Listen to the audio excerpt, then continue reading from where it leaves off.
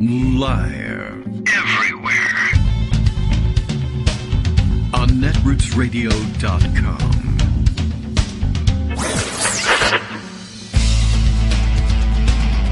David Waldman. Kagro. In the morning.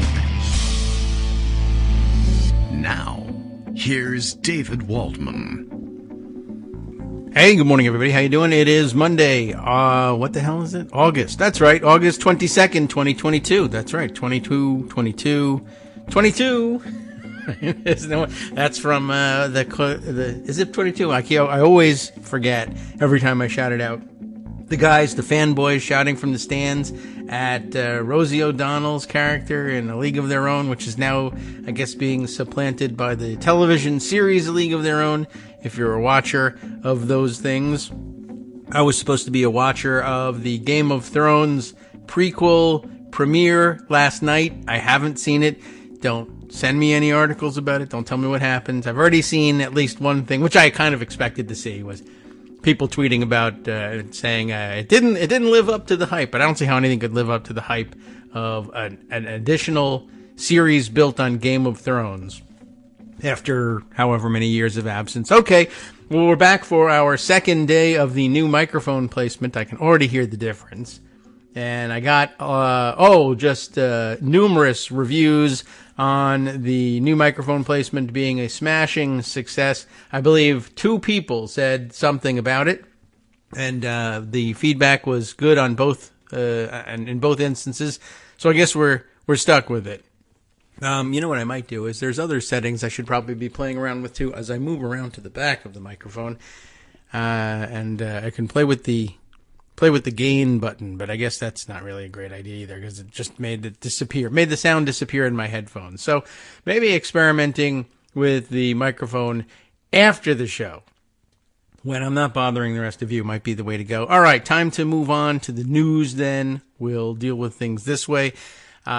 Just as a starter, I thought this was an interesting observation that I saw at the last minute on Twitter just before the show started. Josh Dorner making this observation. Josh, a managing director at SKDK, the political consulting concern, as I recall.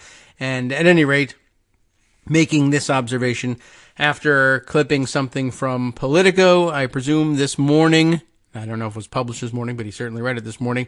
A quote from an article, I presume, about the what we're now calling the IRA, the Inflation Reduction Act, the big reconciliation bill that ran through here in about 10 seconds of floor time, basically, in the House and Senate, but which has been under consideration for a long time, but frozen, cryogenically frozen at some point by Joe Manchin, and then revived during the summer and catching, people unawares. I guess if you were listening to Mitch McConnell, you understood this bill to be dead forever. You even may have come away with the impression that Democrats had promised not to bring the bill up anymore, but that promise was never made. You just thought they were never going to try again, and it turns out that Manchin found himself ready to do so again.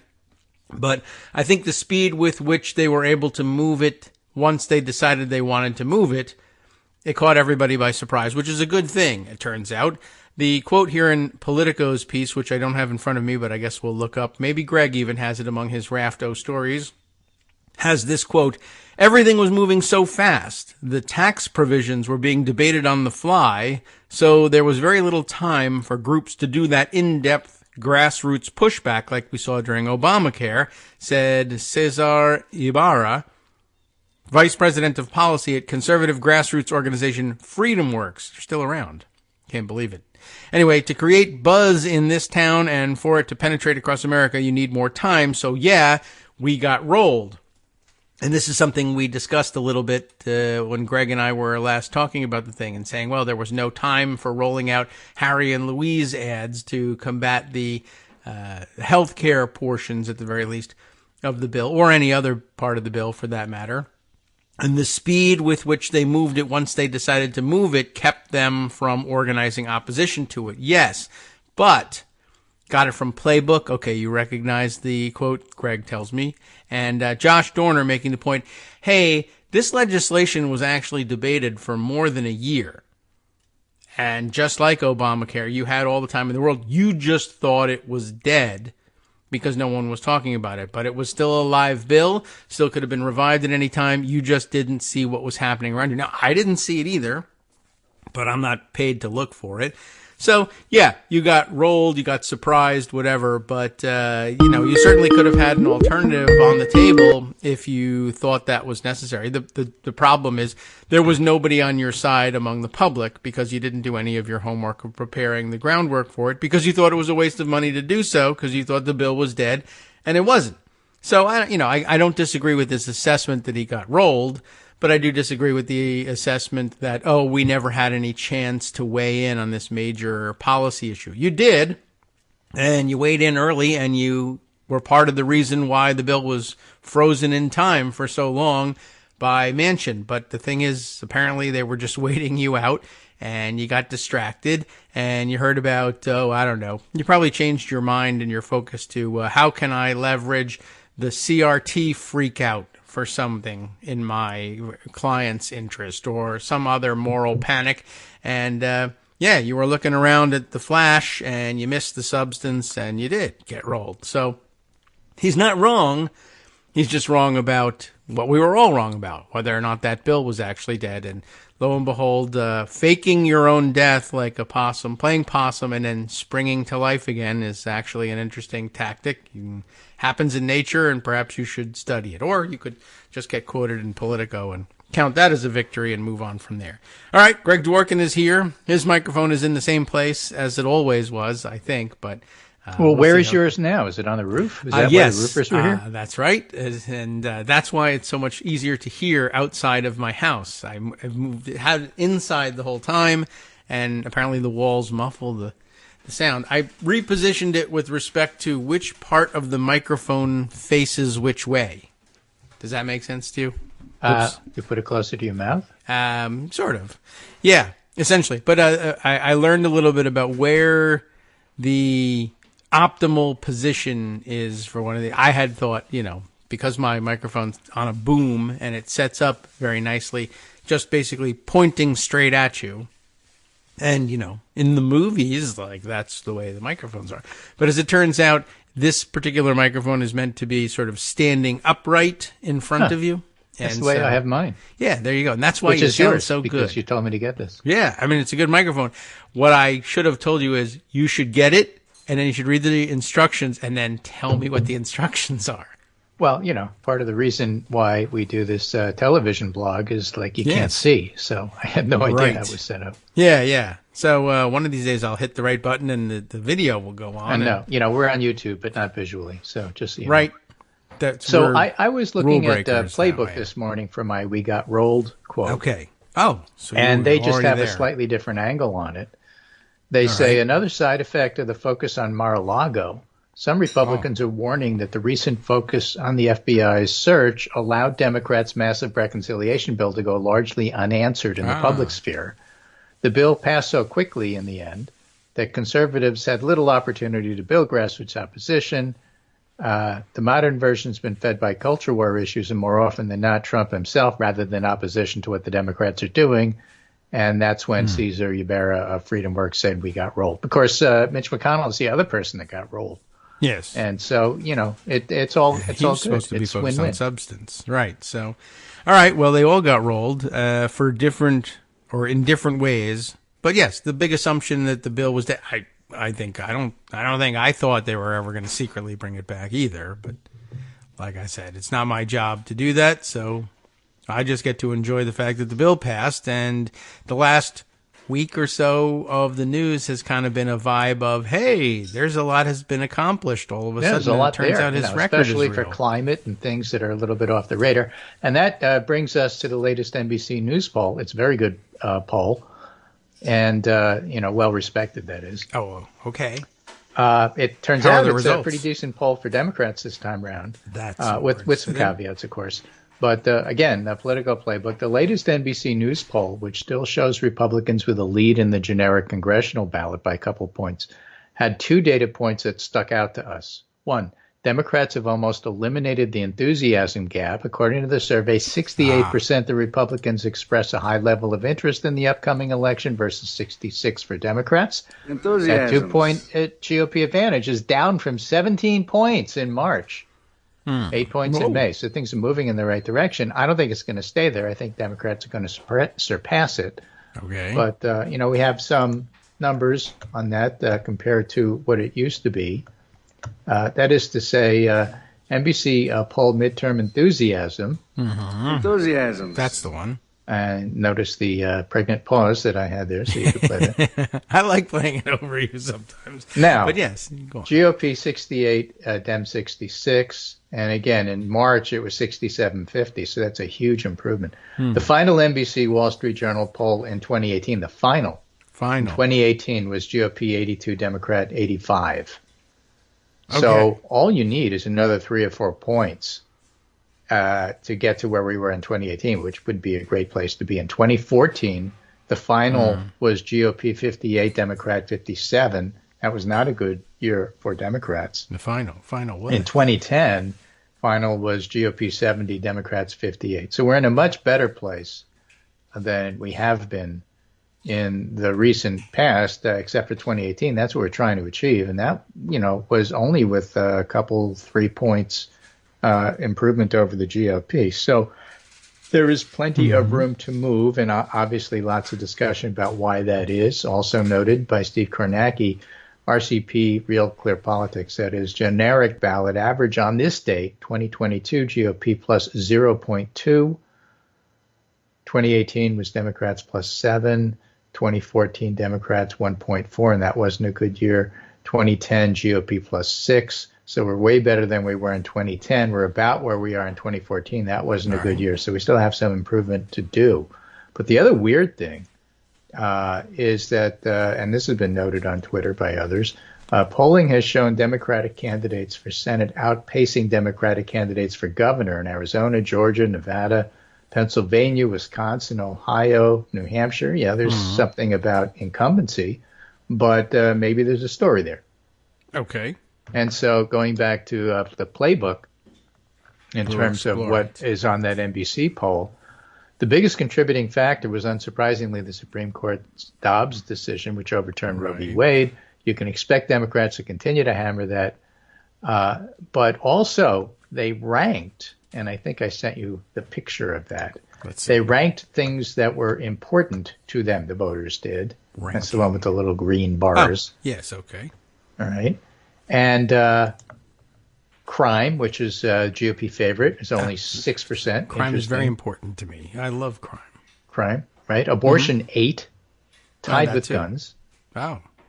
Climate change was 9. I cannot remember any poll where climate change ranked higher in most important issue than abortion or crime. Yeah. It's interesting, too. That's crime pretty and high. guns are Immigration was 13. Jobs in the economy, 14. Cost of living, 16. And at 21, a new entry. Oh. Threats to democracy. Wow. Cinderella both story. ways, of course, but still. Out of nowhere. So that caught their eye. Yeah. In May, high prices topped the voters, but gas prices have gone down substantially. At the end of May, the national average was $4.62. And as of Sunday, it's down to $3.90. And there are places in the country where you can get it for $3.50 or $3.30. The first set of January 6th committee hearings wrapped up with a barrage of new revelations, and then came the FBI search of Mar-a-Lago. So Democrats are hopeful that the FBI Trump ordeal will give them an opportunity to further differentiate themselves from Republicans with voters. Okay. And so, they always say, well, with Trump sucking up oxygen, it's hard to talk about issues Democrats want to talk about. Democrats want to talk about Trump, so that's bullshit. I guess so. Right. Because those are the two big things that matter. Marcos Molitzas was at Edwards Nation, and he gave a podcast interview with Egberto Willies. Okay. And he talked about the normal, usual midterm being a referendum on the White House, because that's who has the power, but not this year. Typically. It's a referendum on the Supreme Court, because they have the power. And so, when you have abortion and when you have other things, and when you have Trump, when you have the Supreme Court and Trump on the ballot, which it is in people's minds, it's simply not a normal, usual election. And therefore, you cannot treat it as such. I think that's fair. And that's basically what's going on. That's pretty remarkable. It's hard to look at these and say, oh, well, first of all, we know what's going to happen. We don't. Because there's really never been an election quite like this.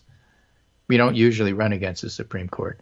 And secondly, people treat everything as if it's all fixed and written in stone, when in fact it's not, at so many different levels. And we're talking about how the generic ballot has moved in the Democrats' direction. We're talking about how enthusiasm has moved in the general direction of course. For the Democrats. It's not done. It's not fixed. This is all relatively recent, relatively new. The Mar-a-Lago thing is recent and new. January 6th is recent and new. It takes a while for all that stuff to sink in. But, we saw what happened in Kansas and in special elections, and those favored Democrats. So, I just think it's fair to say, I'm not predicting a Democratic win. I'm just saying I think it's fair to say people really don't know what's going to happen. Don't act as if you do.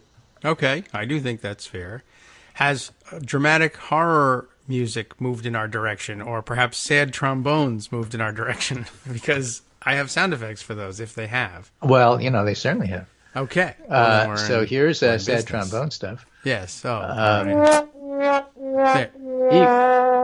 Eve Fairbanks writes in the Washington Post. Yes. No, Trump voters aren't incapable of changing their minds about him. Aren't incapable. Okay, good. Right? They're still persuadable, in other words. All right. And here's the key part here. Effect, I'll think. Yes, go These ahead. are people who blew off early Trump lies as either minuscule or necessary, but they've been worn down over time, just like we have. I was visiting one of those relatives in New York on the Friday when the search warrant was unsealed. She was glued to her phone, not to watch Fox News, but to read the plain content of the warrant. This is so bad, she kept saying to herself. It looks inappropriate. It looks wrong.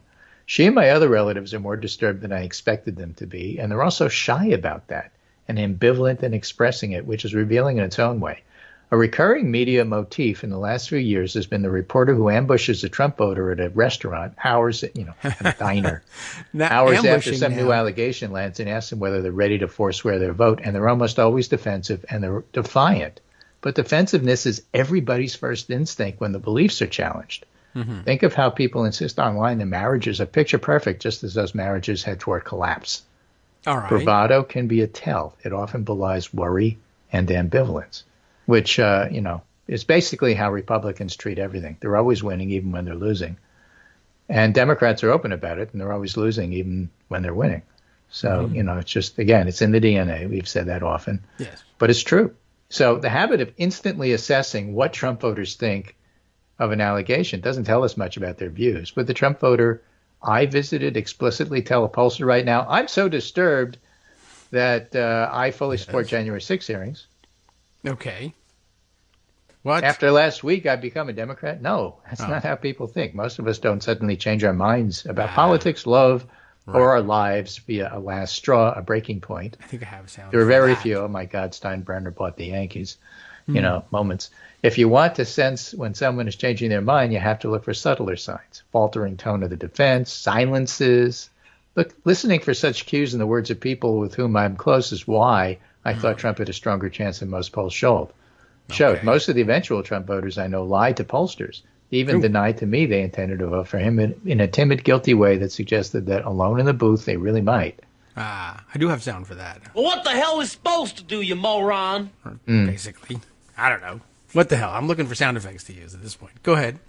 I don't mean to interrupt the flow too much. Right. So psychologically, surviving the loss to Trump required Democrats to believe that Trump voters can't take evidence on board. They can't think at all. Okay. There's immense comfort in the belief that even if you temporarily got owned, you're still fundamentally smarter, better, and your loss couldn't have been avoided. But, that's not really how things are, basically. That is not how this works! Yeah, exactly. Oh, that's the one we need. No, we were missing so that. glad I'm you had remembering all these fantastic effects we have, but always missing a chance. I would rather hear the news from you. you see. That one you should just play all the time. You should play for every single thing I say. I guess so. All right. There's also... Wrong, sir. Wrong. There's always that. Well, wrong, sir, is when I'm describing my point of view. Right. And that's not how it works. It is everybody else. when I describe anything else outside, external to me. I can get with that. Okay. Right, so I'm just giving you the ground rules here. I and this is even violate better than repositioning your for having microphone. forgotten them. Okay, yeah. Right, so here's Margaret Sullivan. My final column, let's see. 2024 and the dangers ahead. Before signing off, Margaret Sullivan offers advice to her fellow journalists on how to cover a perilous election. Okay. And again, here's the good part. How do you cover a candidate who's effectively anti-democratic? How do you cover a candidate who's running both against whatever the Democratic candidate wants, but also running against the very democratic system that makes all of this possible? Wondered Jonathan Karl, former president of the White House Correspondents Association. His questions hit hard, the more so because of his reputation in the political press corps as a straight shooter. Whatever you think of him, and you may think he is the center-right kind of guy, that's what the reporters think of him. Okay. The deeper question is whether news organizations can break free of their hidebound practices, the love of political conflict, the addiction to elections, to address these concerns effectively and for the sake of democracy. They must. Well, and that's where you play. good. That's not how these Yeah, right. No! I don't think so. Exactly right. All right. Well, they must, but they might not. They might not. That is not how this works. That's not how any of this That works. is not how this works! I like that one. Okay. I like that one too. So notice, by the Yes. way, Kash Patel was caught on Fox News saying, quote, the Government Services Administration is responsible for packaging and parceling those documents that wound up in Mar-a-Lago. They're the ones who moved those documents to Mar-a-Lago. Even if they get past the declassification, it's not like President Trump's put them in a backpack. Except he probably did. So George Conway retweeted that Yeah. and said, remember that the Unabomber was actually the U.S. Postal Service, not Ted Kaczynski. Well, technically, yes. Right? Technically, this is true, and absolutely, this is ridiculous. Or That's bullshit. Yeah, pretty another of our much. favorites. Okay. This is a very good sound It's all effect sound day. effects today. Yeah. Okay. What other stories you have that involve Sound effects? horror and All of them. ringing? Yeah, something like that, maybe. All right. Well, then I'm Okay, ready. all right. I got one for that. Yes. So this one is Okay. one of the. I thought that nobody could be worse than Ross Douthat or David Brooks or even Bret Stephens in writing for the New York Times, but I was wrong. Wrong, sir. Wrong. This one was Damon Linker. Damon Linker, former columnist at The Week, wrote a column. There's no happy ending to America's Trump problem, where he makes the argument the best thing to do is for Biden to pardon him. No! Don't prosecute him. Okay. Because here's the deal. That seems wrong. Yes. The best way to get Trump to not run again is to allow him to run again. You got that? That is canny. Wow. Right? So as we've seen over and over again since Mr. Trump won the presidency, there's your Frau Blucher music. That's bullshit. Oh, I see. All right. Whoops, sorry. No. There's a lightning strike. Oh, okay. Well, all right. There Won we the go. Our presidency. system of governance. I was saying it was BS that he won the election. Yeah, our I'm system of beyond governance the audience presumes a here. certain base level of public spiritedness. That's not how it works. Yeah. Okay. I'll let you do it. Not how this works! There we are. Okay. At the level of the presidency and Congress and the electorate at large. Okay, you realize this is a rehearsal for the real podcast in an hour. Yeah. But I'll know I'm what just to do setting then. up all the stage directions for when these sound effects come. So many. So when that apply. is lacking, when an Yes. aspersive figure is elective, when he maintains strong popular support within his party, high-minded efforts to act as antibodies defending the body politic can end up doing enduring harm. Think of all those times during the Trump presidency when well-meaning sources inside and outside the administration ended up undermining their own credibility by heaping threats and overpromising evidence of wrongdoing and criminality. Okay? That's why it's imperative we set aside Plan A of prosecuting Trump. In its place, we should embrace Plan B, that defers the dream of post-presidential perp walk in favor of allowing the political process to run its course. And that's what I mean about the best way. How's that one? Sorry. Yeah, pretty good. The best way to get Trump not to run again is to allow him to run again. That's if Mr. Trump crazy. is the GOP nominee again in 2024, Democrats will have no choice but to defeat him, hopefully by an even larger margin. Mr. Trump himself and his most devoted supporters will be no more likely to accept that outcome than they were after the 2020 election. But the bigger margin of his loss, the harder it will be for Mr. Trump to avoid looking like a loser. And that's basically his advice as to how the Democrats can win. All right. I don't buy it. That's where you come in with wrong, sir. Okay, there's plenty. There's a long version of that, but I'll go with Wrong, sir. Wrong. Or, Right. Here's another one, but yes. I thought that was the worst they could do. But no, they got one that's even there's worse. All right. So this one is Rich Lowry in the New York Times. All right. A defense of GOP paranoia is the title. Right? It's impossible to understand the GOP reaction to the raid without accounting for the context of the Russia investigation of Mr. Trump's 2016 campaign. If the shoe were on the other foot and a high-profile Democrat were similarly targeted, the left would be just as suspicious of the authorities. As Marcy Wheeler pointed out as she was dissecting this article, look, Christopher Wray was a Trump appointee. The DOJ has been going after Hunter Biden already. I mean, none of what Lowry is writing is true. None of it. Well, yeah. That's par for the course, certainly. Right. And so the other thing is he assumes the Russia investigation was garbage when, in fact, Mueller said there's a lot of crimes here. That was part 2 of the report. Obviously, Lowry never read it. And the thing is that I think that Russia investigation is part and parcel of why documents wound up at Mar-a-Lago. We'll talk about that after the break. That's a good theory. I mean, it's as good as any, and I would try to hide those, I guess, if I was Donald Trump. Well, Criminal. the abbreviated version is I think Trump was trying to write his own version of it, and that's why he took the documents that didn't belong to him. Hi, it's me, David Waldman, the same guy who was just talking to you a second ago. Our Patreon subscription drive is still going strong, with over 175 monthly donors who help keep us on the air. If we've helped keep you going during the pandemic, why not return the favor and help us keep going so we can all be together for the next disaster?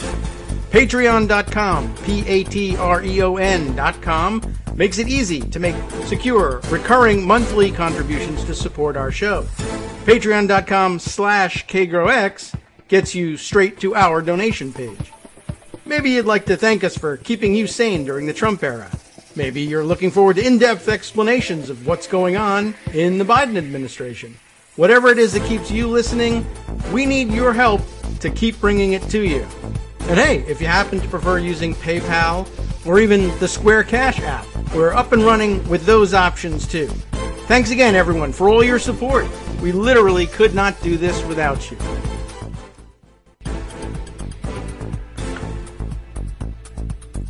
Welcome back now to the Kagro in the Morning Show here on Netroots Radio, plus sound effects. We have all sorts. Okay, where were we? We're trying to figure out why Trump stole everything. Well, this is from Ryan Goodman in Just Security, and he writes, ABC News published a report that weeks before the Mar-a-Lago search, former President Donald Trump's associate Kash Patel vowed to retrieve, as a quote, vowed to retrieve classified documents from the National Archives and publish them on his website. Ah, that's a good idea. Thank you, God. Thank you for admitting to guilt.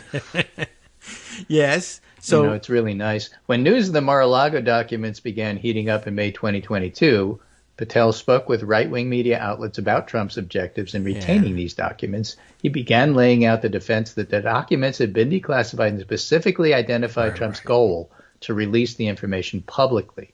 He described the content of the documents to include matters related to the FBI's Russia investigation known as Crossfire Hurricane, but also a much broader range of issues. Now, Patel is no ordinary aide during the Trump administration. He served as deputy assistant to the president. And then he was appointed, along with a corrupt reporter named John Solomon, to be the liaison between Trump and the National Archives. So this is his fault. It's odd.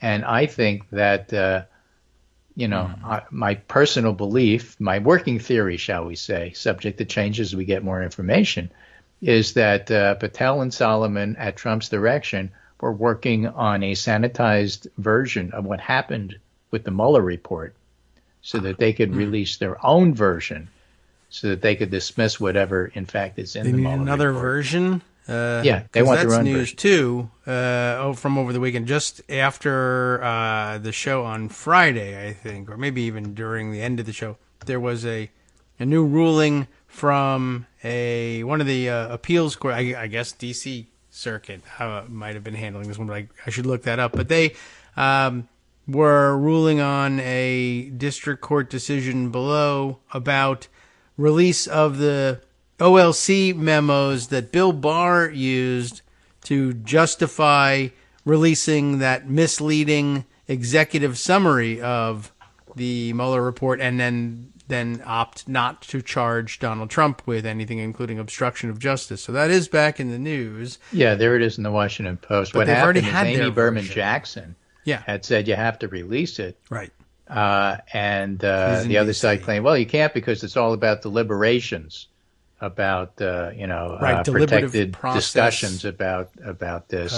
And privilege. she said, "Nah, I read the memo. That's you ready? Ah, That's yeah. bullshit. That's No, bullshit." I already have it for you. You just have to and say what happened press is number one. that they were please. talking about how to discuss this with the press and the public, not whether or not there are legal implications involved here. Yes. And that's not protected. And the D.C. Circuit can reviewed it and said, yeah, you're right. Well, yeah, this was a very complex case. As it turns out, they were leaving room for that. The circuit said there's grounds on which we could envision you actually protecting this stuff on. Yeah, but this ain't it. But you told us yeah, it was, and we you read didn't it, and tell it's us not. about it, right? You can't have us. You can't ask us to decide on our own, or as they say, sua sponte, to make up this theory for you. You have to plead it, and then we can decide whether or not we think you're lying or not. But I mean, you can't ask us to do your advocacy for you. Right. You forgot. Here's the Or you made it up, sanitized, is cleaned what up really- version of that. Yes, okay. A redacted version was released last year but left under seal because it had legal and factual analysis. Department officials argued the document was protected because it involved internal deliberations over a prosecutorial decision. But the judges agreed with Jackson, the previous judge, Yeah. that both Mueller and Barr had already decided that he couldn't be charged. So there was nothing to discuss about decisions. Right. The discussion was over how Barr would publicly characterize it. That's quite different, and so they didn't buy the argument. poorly. And then they said to the government, you told us it was about prosecutorial decisions, but we read the memo. It isn't. You lied to us, so Yes, no. that's the problem.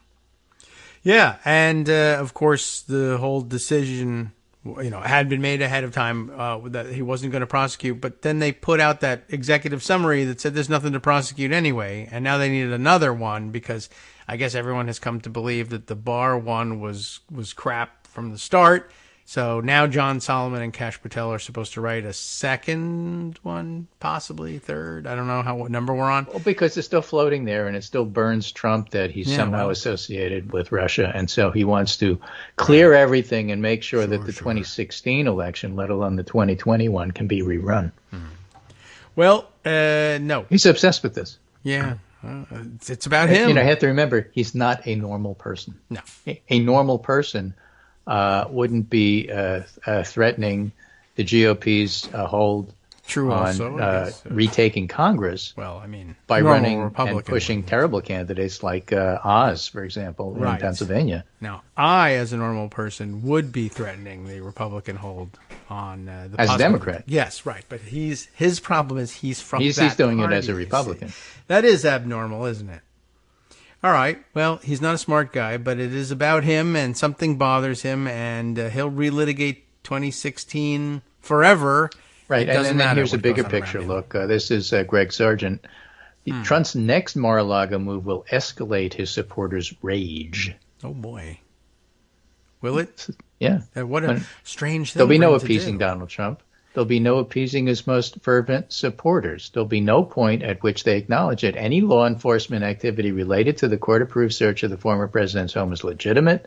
The sooner we accept this as a fundamental fact, the better. All right. It's brought to mind by the news that a federal judge has ordered the Justice Department to produce a redacted version of the affidavit undergirding the search warrant for Trump's Florida resort. Yes. Federal Magistrate Judge Bruce Reinhart says he's inclined toward release. A prediction: if this document is released, Trump and many of his supporters will seize on the redactions as evidence the real rationale is being covered up. This points to a concrete, real-world conundrum. Release of the affidavit can't solve a key problem it appears intended to solve. It likely can't reassure Trump supporters the process is legitimate because Trump and his most influential propagandists will never allow that it's legitimate. Yes. So hard to say what's actually going to be in the affidavit. By next Thursday, meaning this Thursday, the Department will offer a version redacted to deal with these dangers. Trump supporters may argue against assuming any department redactions are made in good faith, but it's important to note that Judge Reinhart, who read the full affidavit, will be evaluating whether the department's redactions are legitimately about protecting the investigation and its witnesses. And that goes back to release of the Mueller supporting document that we were just talking about. Yeah. You can't make a case about what will or what will not this document do based on what's in it, as if the judge doesn't get to read it. Right. If you do that, you're going to lose. Eventually, yes. The judge read the whole thing. Yeah. So if you tell the judge, well, it's about something else than what's in the document, the judge is going to say, no, I read the document. You're lying to me. Right.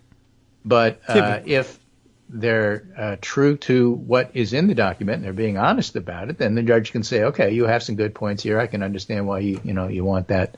So you have to act in good faith when you do these things, but that's true for both sides. It's a court of law and the facts matter.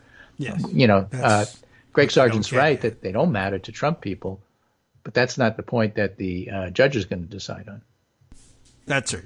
I mean, there will still be people who just insist that those facts are wrong, or right. They so made based them up, on, for example, based on the Mueller supporting document that's going to be released, and when that's done through Freedom of Information Act, you should always have a healthy skepticism about what the government says. All right. So, I mean, you can't have healthy skepticism on one hand and then believe everything they say on the other. They have to go together.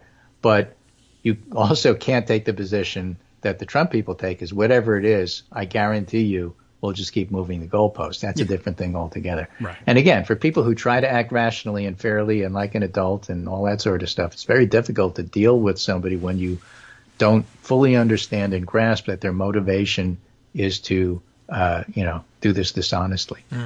You have to always keep that in mind. So I think Greg Sargent has an excellent point about that. He does, and it should be made, and I don't know how a court really is prepared. They may or may not be prepared to deal with right, just as like our media is not necessarily prepared. The court is going to take the approach that that's not our problem. We just have to do this fairly. Right. This is our job, is to make sure that it's done by the book. Judge. And if the fact is judge these things. People don't, people want to, they're going to blame the deep state for something no matter what I do, then I'm just going to go ahead and do the right thing. But then the other argument is, why bother doing anything, especially if they're hard things, if it's not going to have any of the effect that doing the right thing is supposed to have? Right. Thomas Lekak and Anika Brockschmidt have a very interesting article in the Bulwark today. White Christian nationalism out in the open. Some on the right have grown comfortable being labeled as Christian nationalists. Yes. I see more liberal people sometimes bristle at the idea. Not all Christians are nationalists, right? But of course. A lot of them are. But they are quite comfortable with it. Like I said, Murdery Trader Green is happy to do it and wants more Republicans to happily embrace the term for themselves. Right. Witness Marjorie Taylor Greene, openly proclaims herself a Christian nationalist on Twitter and in interviews, or The Federalist, which on August 11th published an article entitled "Christian Nationalism is Biblical and America First, but it's not white."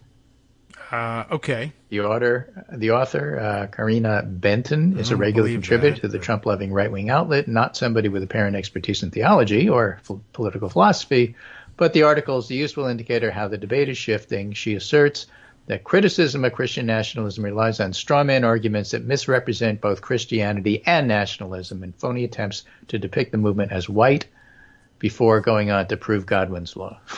Okay. Perhaps the two most pernicious paragraphs deal with the idea of what a Christian nation is. First, she says the U.S. chose God, chose Christianity within a very specific doctrinal image. Quote, the U.S. isn't special because it's a nation chosen by God. It's special because it's a nation that chose God. That implication is entirely biblical. Holy Scripture invites individuals from every race, tribe, nation, and language to freely enter into a personal relationship with the Savior. Everybody's invited, the authors say, to freely enter into a personal relationship, fine, but the mechanism described here is neither free nor personal. It's state-imposed. Yes, that's one and then of the she problems. writes, Holy Scripture also envisions from Genesis to Isaiah, from the Gospels to the book of Revelation, the conversion of whole nations or peoples and warns of the inevitable harm of instead embracing a culture of idolatry, depravity, and deceit. Hence, we read in Proverbs, a nation without God's guidance is a nation without order. And the authors say, so that's the model being advocated. It's very clearly Christian nationalism. And while she objects to calling it white Christian nationalism, she certainly seems to be advocating a cultural and religious conversion to a dominant strand of Christian thought, one that is justifiably, given the politics of those who have tended to espouse it, been called white Christian nationalism. And more evidence to that in their very long article. But it's really quite good. And, if you want to read more about it, you can read Professor B. Anthea Butler's book on it. You could read Robert P. Jones, the PRRI guy who's written about it, White Too Long. I mean, there's no question that that's the case, and it's good to see that getting a lot of play. Yes, I would say so. It's interesting, though, that they are really out there. I imagine they would get out there and insist. They know that it's embarrassing for it to be viewed as white Christian nationalism, so they'll pretend it's once again it's the minority's fault. It sounds like Steve Dennis's formula for how things pass in Congress, which is basically no, maybe no, yes. Yeah. Okay. That's how all bills pass, and just look at the Inflation Reduction Act as an example. True. But that's them freeze. On white Christian nationalism. No, maybe no, yes. It is. Okay. Yeah, and we should be proud of it. That very quickly escalates. Everyone should be saying the same thing, and we should all join that with that in mind, except for non-white people. but it's not white. But also it is. Okay. Good. Gimmitarianism, even about their own gimmitarianism. All right. Well, let's see. Anything else on the list today? Let's see if what kind of sound the last effects we thing, have for you. Just mention the Ukraine-Russia war. I think that's worth talking about. Okay. Yes. This is, I guess, Estonian fellow, former Minister of Defense and former Minister of Foreign Affairs, has the flag. So you have to go look up the flag. Let's see. So it's yellow on top, and then green, and then red. Yellow, in green, horizontal red. Bars. Horizontal, yellow, green, red. All right, that doesn't ring a bell for me off the bat. Maybe if I saw it, but okay. And we still don't know? Who's this guy? I think it's Lithuania. Oh, well, no wonder.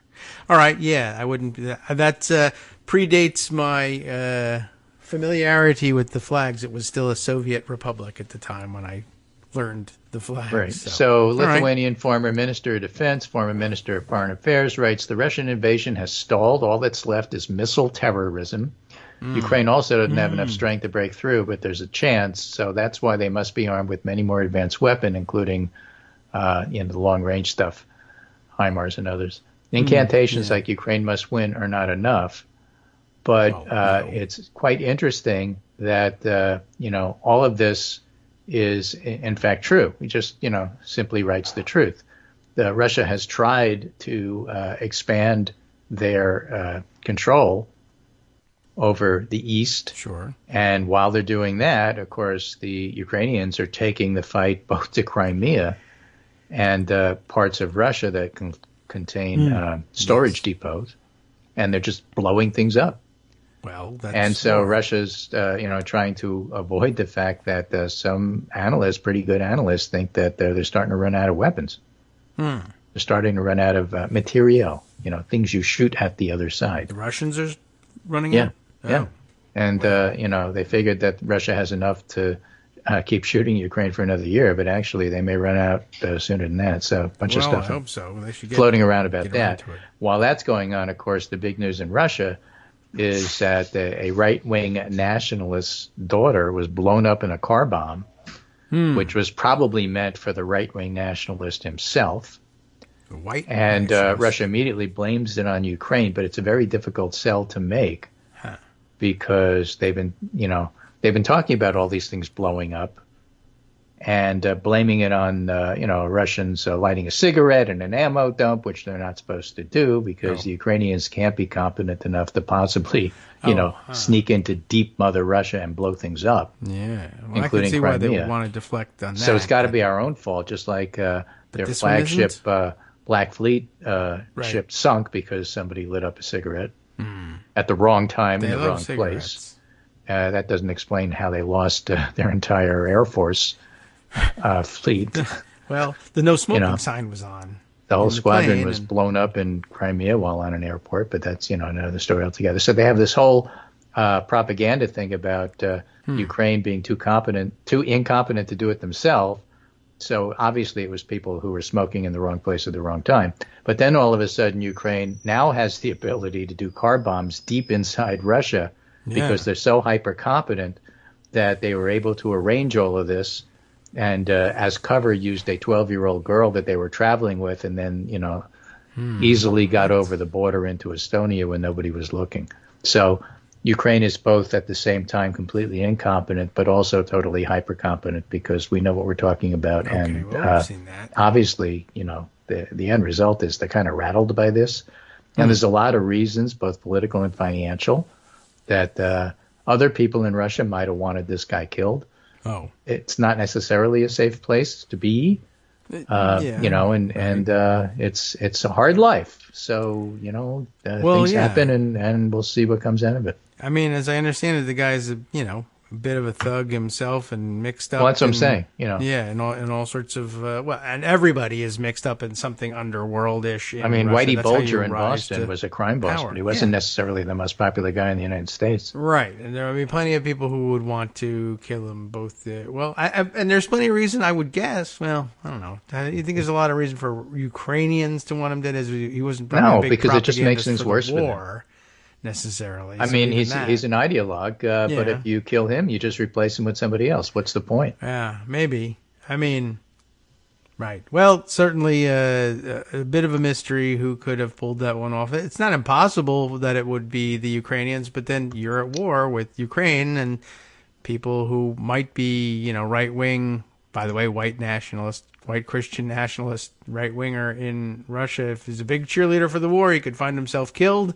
If he owes somebody money from poker, he could find himself killed. So right. So our friend Darwin Darko, by the way, writes on Twitter that KITM is in disarray this morning. Oh, is it? That's what the show sounds like. So stop encouraging him. Oh, you mean playing the sound effects? I think it's great. I'm having a wonderful time. Yes. Well, what haven't we played? I don't know. All right. I guess he's. All right. It is a little. What do you think is going to happen, you moron? Yeah. There you go. Well, we tried that one. The only thing that happens if we run into Sebastian Gorka or any other, I'm just telling Viktor you, Orban. we're setting up the second hour. Yeah, I'm going to play them all. I guess I'll have to put together a new collection too. Right. Watch some movies this weekend and grab some things. Okay. Anyway, the last thing I'll do before I go is simply mention that Lindsey Graham got a stay from a federal panel about whether or not he had to testify in the Atlanta case. It's bogus. They sent it back to the lower court. The lower court has already looked at it, so he'll have to testify, but it's a successful delaying tactic because really that's what it is. Right. We can grab a story on that one, fill in details if you like, but not likely to last forever or be generalized to all of his testimony. At best, there will be some things that he can possibly still plead. And I mean, he can always show up and just say, I refuse to answer on the grounds that it's protected by the speech and debate clause, and then they'll have some sidebar about that, and it'll become an issue on appeal later on, so he can delay forever. Graham is a witness, not a target. Right. But still, it would be nice if things actually moved a little quicker in the justice system, but it never does. No, well, not designed to be the case. So, Yeah, all right. The other thing is that Graham wanted yes. the entire subpoena quashed. I Right. love that word, quashed. It's squashed, like squashing, quashed. but shorter. Right. Right. So 11th Circuit said, well, there's probably grounds for a partial quash. So in that sense, Graham lost. Yes. And they sent it down to the lower court to review which parts could be quashed and which not. We're looking at the Judge Reinhardt there, who's trying to play judge and balance things and partially redact. And we're thinking we can do the same thing. Why don't you see if you can balance this request a little better and then send it back to us? Yeah, and they pulled out some real interesting forms of the word too, referring to a partial quashal of the. It's like it's. I guess that's the form of it. It's not a partial quashing. Well, how many delays are in a quashal? Right. Can you do the 10 Kessler delays run or in 20 delays? Can you have a brace of delays in a quashal? Is a quashal 3 braces? I mean, how does that work? It's a Silk Row of quashals. Yeah, exactly. Probably. All right. Weird. Yes, and I don't know what else to say. It's a story only a lawyer could love. Yes. And I'm not a lawyer. I don't love it. Right. Well, all right. Fair enough. You're excused from having to. Anyway, that's the story. And, Good. We'll be back on Wednesday, and we'll see what else happens. All right. Yeah. A lot of news for Quiet August. Yes. There's no such thing anymore, and that's fine by me. All right. Well, thank you very much. We've got plenty of other things to get to, and probably some detail about some of the things we did get to. I'm trying to think if there's anything we need to sneak in by surprise before we wrap up, but I can't. I don't know. Except that I guess you did bring up the Kansas results in the abortion rights. I did. Yeah. So just in brief, I will note, just to fill out the hour, that apparently, according to the Hill, they did conduct a partial recount of that overwhelming result. That basically, you know who would, the kind of person that would stomp their feet and say, obviously this was fraud. There can't be an overwhelming majority in Kansas in favor of preserving abortion rights. I don't know what their theory on it was, other than just plain old, maybe God will intervene and change the result. But they did do a partial recount, and I think they recounted 9 of the state's 105 counties. They did a hand recount and basically came away saying, yeah, the result is the result. Fewer than 100 votes deemed to have changed after the last of these 9 counties reported their results. So there are some changes, and that will, of course, make conspiracy theorists say, well, why it should be 0. 0 votes should change if all votes are counted accurately. But yeah, there's always something that's going to change. They've always couched all of these denials of any evidence of fraud as no evidence of fraud significant enough to change or even threaten the outcome. And that's the same result here. But in case you were wondering, yes, they do go out and contest the results, even in what was pretty close to like a 60-40. Was it even higher than that? I can't even remember. It was 59. Something. Okay, so 60-40 is in the neighborhood there. You still challenge that. You still cost yourself money. Taxpayers paid for this thing, I'm sure. And they said, yeah, as it turns out, all the things we said about election integrity and the accuracy of the count are true, and all the things that they have said about them being manipulated by Jewish space lasers or Italian satellites are false. And how many times are we going to do this? And the answer is probably 100 more as the next election. I have some breaking news to add. Okay. At a story we just covered. Breaking: Judge overseeing Lindsey Graham effort to quash Fulton County subpoena sets expedited schedule to resolve remaining dispute. Okay. It'll be settled from her point of view by the end of August.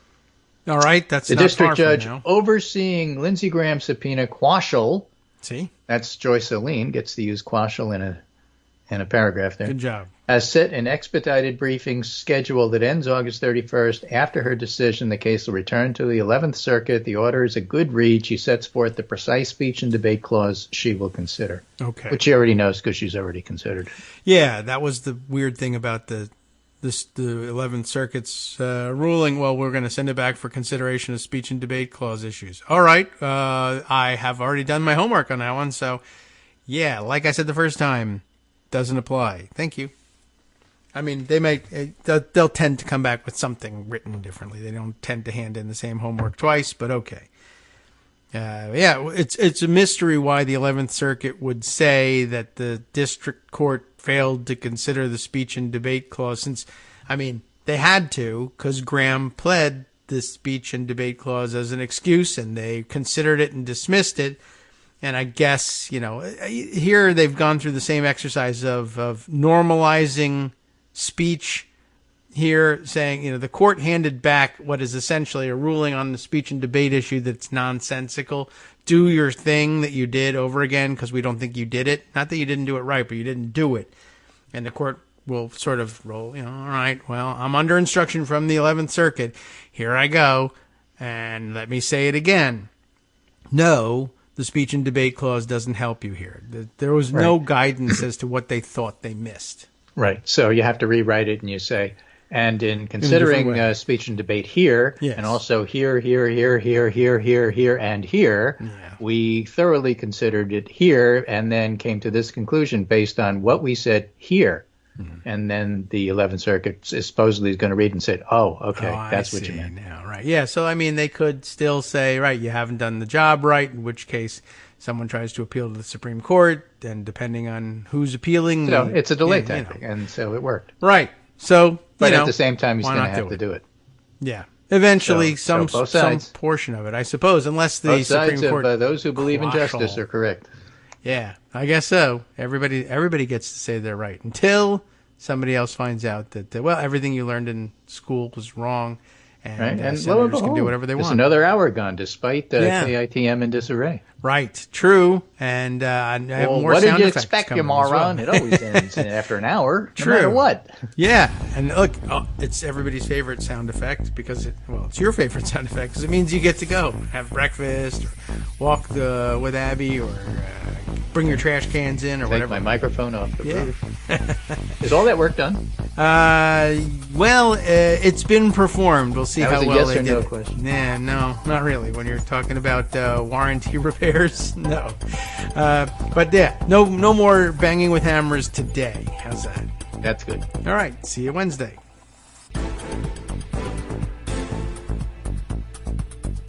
All right. Welcome back now to the Kagro in the Morning Show here on Netroots Radio. Interested in any of the details on that Kansas recount? If you're wondering just sort of what the standard is there in that. It was of course, as I mentioned to you, and I'll remind you, I'm reading from The Hill. Heather Hollingsworth and John Hanna, actually our Associated Press writers, wrote this piece for the AP, picked up by The Hill.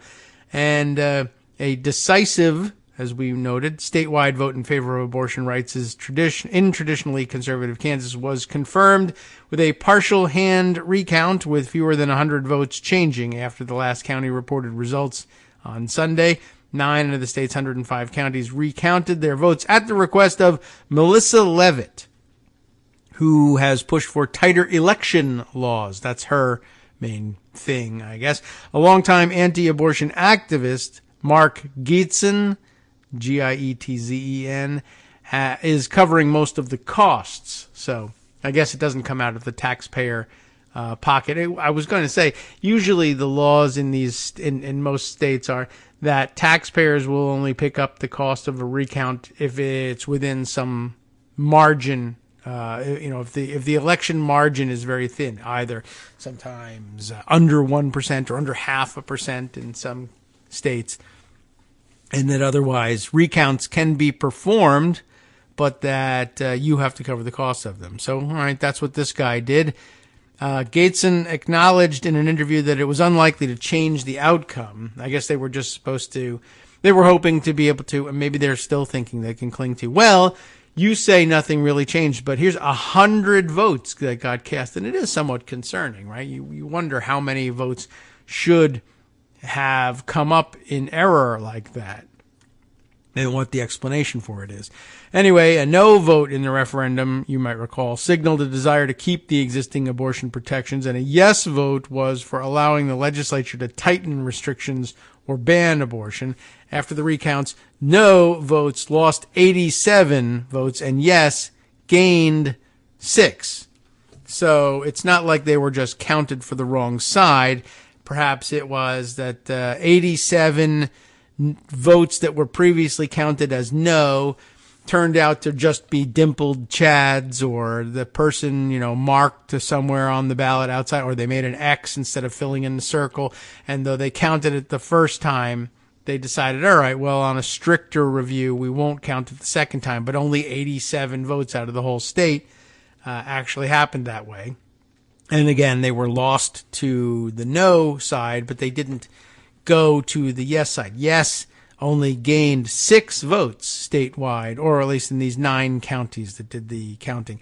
8 of the counties reported their result to the state, or by the state's Saturday deadline. Sedgwick County was the laggards here, delayed releasing its final count until Sunday because spokeswoman Nicole Gibbs said some of the ballots weren't separated into the correct precincts during the initial recount and had to be resorted on Saturday.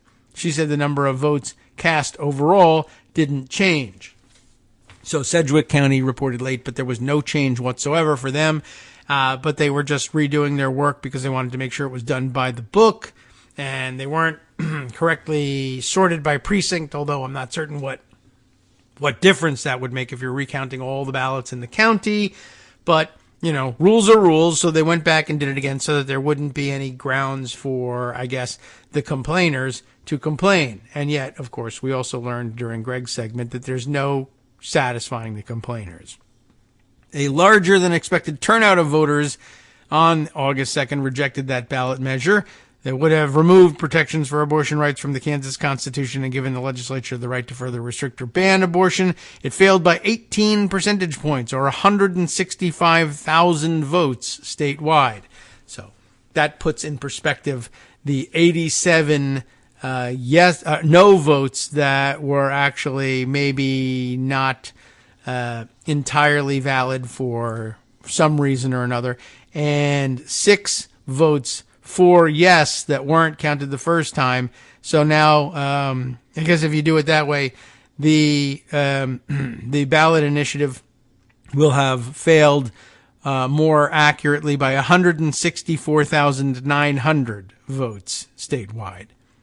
The vote drew broad attention, of course. You know why exactly. What do Gateson and Levitt have to say for themselves? Gateson of Wichita and Levitt of Colby in far northwestern Kansas have both suggested that there might have been problems without pointing to many examples. And there aren't many examples, so who knows what they would point to. Recounts, they note here in the AP piece, increasingly are tools to encourage supporters of a candidate or cause to believe an election was stolen rather than lost. A wave of candidates who have echoed former President Donald Trump's lie that the 2020 election was rigged have called for recounts after losing their own Republican primaries. And I'm sure it recurs to many people that Donald Trump, of course, claimed for months that the 2016 election was going to be rigged, but then he allegedly won it, and all of a sudden, all the calls about it being rigged disappeared until 2020 when he lost, and then guess what? Everything's rigged again. Kansas law requires a recount if those who ask for it prove they can cover the county's costs. The counties pay only if the outcome changes. Levitt and Gateson provided credit cards to pay for the nearly $120,000 cost, according to the Secretary of State's office. Levitt has an online fundraising page. Gateson also said he is getting donations from a network built over 3 decades in the anti-abortion movement. That must be something, asking them for money to recount the election that they know they totally lost. But if you just help me again and give me yet more money, we can find out exactly how badly we lost and then something. Like at some point, I wonder whether he's going to get stuck with that $120,000 bill. Anyway, Gateson said Sunday he doesn't accept the results of the Sedgwick County recount because of the discrepancy about the way the ballots were sorted and because some of the recount happened Saturday without outside observers present to watch. Aha. Except nothing's going to change. First of all, Sedgwick County literally found no votes changed, but that's because they cheated, according to him. But yet in the other 8 counties, they found 87 no votes that they decided not to count anymore, and 6 yes votes that they hadn't counted before. Sedgwick, I'm sure, actually, I don't know how many people voted in Sedgwick, but I suppose if the vote counting was 100% wrong, they still wouldn't change the outcome. But anyway, there you go. It's interesting. He doesn't accept the results, as you note, because of the discrepancy about the way the ballots were sorted. Now, Sedgwick was the one that reported late because they realized during the counting, we didn't sort them correctly initially, so let's stop, go back, resort them the correct way, and then count again so that there will be no grounds for complaint. And what happens? The guy just complains anyway. There's no grounds for it, but he's complaining anyway. You see, there were mistakes made. Yeah, but they were corrected. Yeah, but they were made, and that's the point. Something. I don't know. We still don't know what happened in Sedgwick County. He says, I won't pay for Sedgwick County. He said, oh, yeah? I believe that the courts will probably differ with you. But, again, the county will end up stuck with the bill while they're waiting for the courts to resolve this problem for the next 2 years. As he denies it or says, I'm not going to pay even if the court says I have to, then they'll, impose a lien against his home, and maybe it works, maybe it doesn't. I don't know. By the time they recover any money, he will owe them twice as much.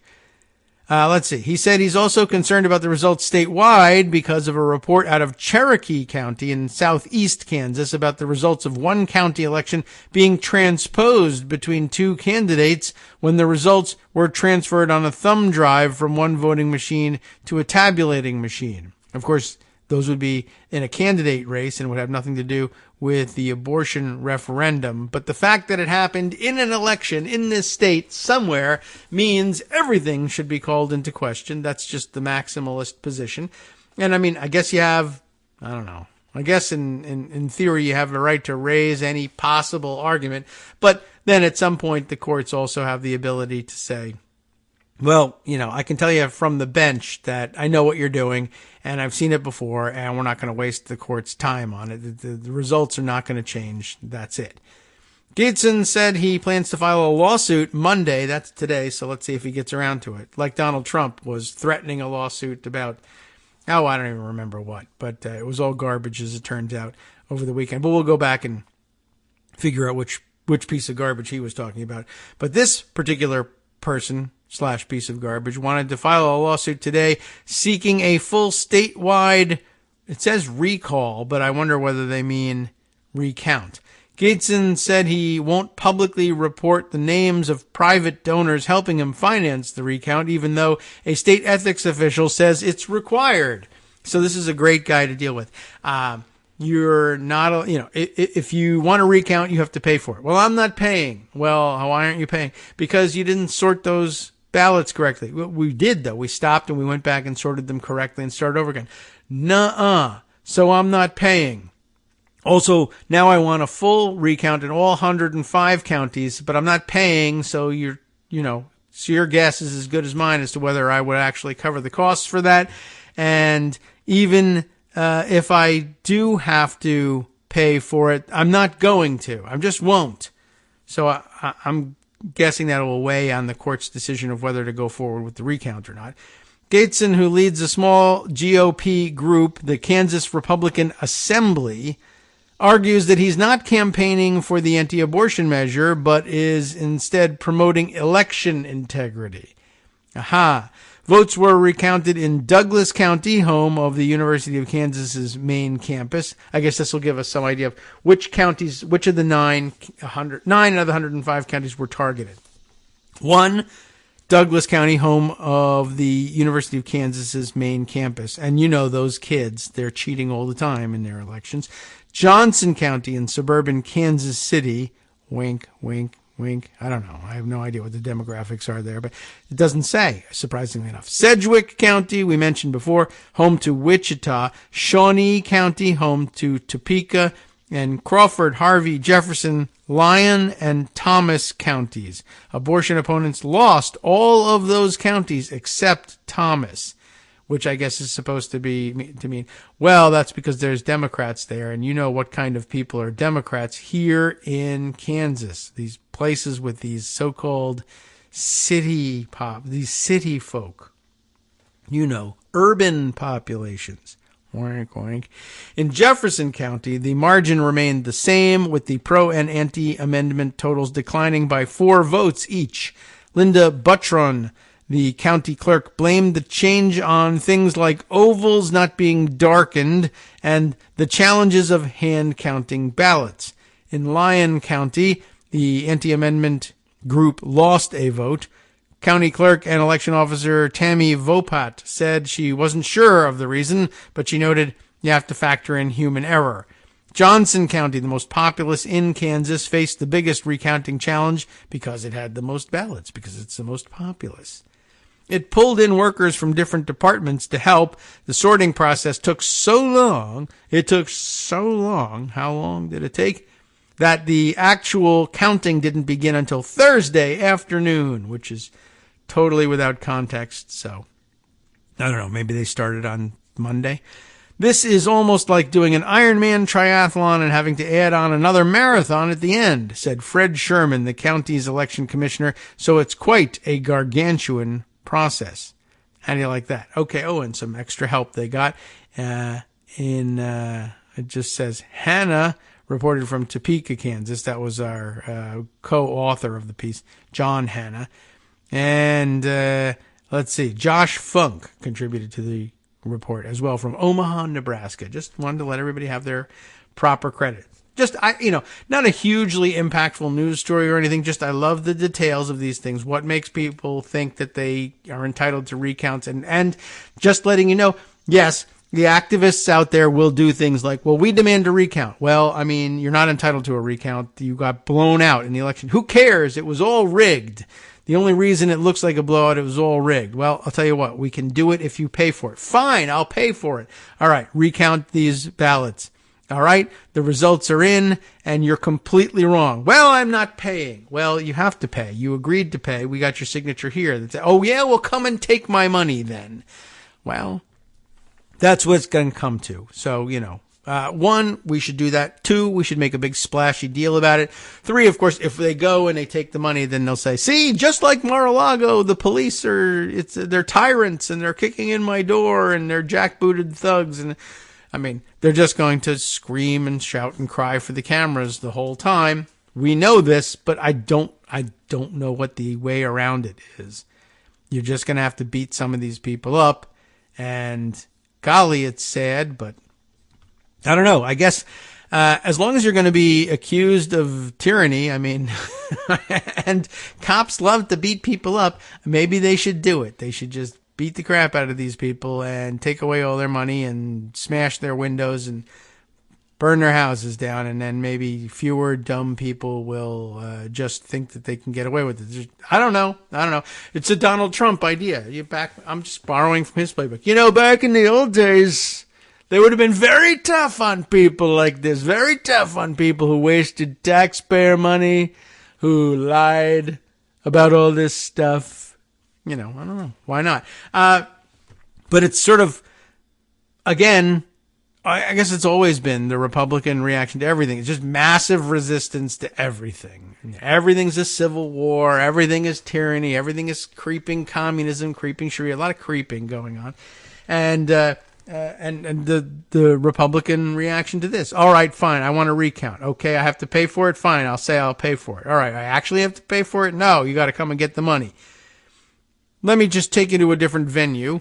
Ohio, where more such shenanigans, I suppose you could say, are in the offing. Ohio Capital Journal reports, by way of Susan Tebbin, on the ongoing controversy over redistricting in Ohio. And by controversy, I mean, on the one side, the highest court in Ohio saying, we've told you 100 times, this redistricting plan won't fly. It's unconstitutional under the Ohio Constitution.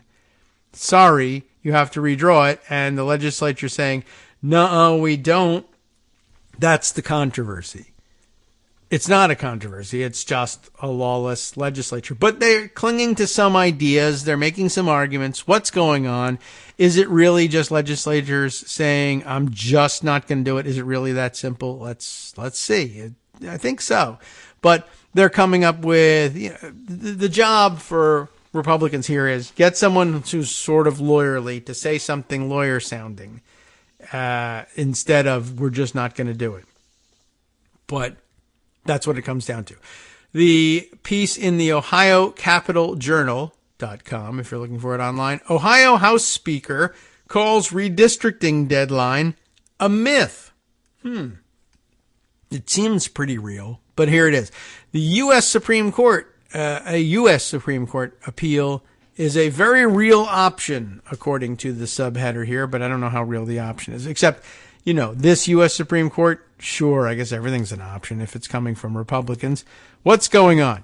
You might recall that they've gone back and forth between the legislature, the Supreme Court, on which the governor's son serves, et cetera, and redistricting commissions. We've had a couple rounds of this, and we've talked about it before. The Ohio House Speaker wrote a letter to his party claiming intentional misinformation and the myth of a deadline for congressional redistricting and signaling an appeal to the U.S. Supreme Court. What a strange thing to say, because very frequently these things do come with deadlines. And to say the deadline is unfair might be one thing, but that the deadline doesn't exist or is a myth, that requires some explanation. The Ohio Supreme Court, of course, has turned down the most recent drafts of congressional district lines in the state, saying the partisan breakdown unduly favored, you'll never guess who, Republicans, and didn't match the breakdown of election results in the state. And you may remember in our first treatment or second or third treatment of this Ohio story, there was this discrepancy. The Ohio Constitution, thanks to a referendum that passed overwhelmingly in Ohio by the voters some years ago, requires that congressional redistricting, done every 10 years after the census, etc., reflect the outcome of statewide voting patterns. In other words, it apparently was the intention of the framers of the referendum, and I guess this is where where referenda fall short in terms of having courts interpret them. Like there's no deliberative record in the same way there is with the legislature.